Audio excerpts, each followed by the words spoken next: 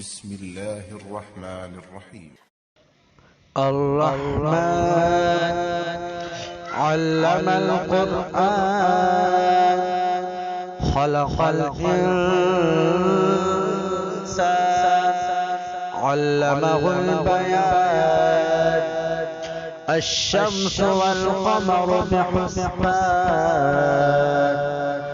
والنجم والشجر يسجدان والسماء رفعها ووضع الميزان ألا تطغوا في الميزان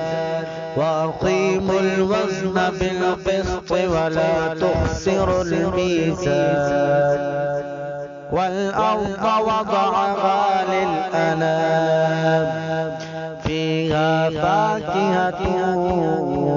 والنخل ذات الأكمام والحب ذو العصف والريحان فبأي آلاء ربكما تكذبان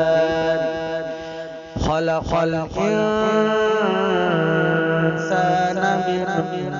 صلصال كالفخار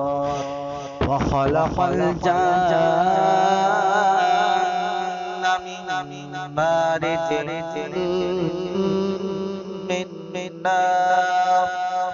فبأي آلاء ربكما تكذبان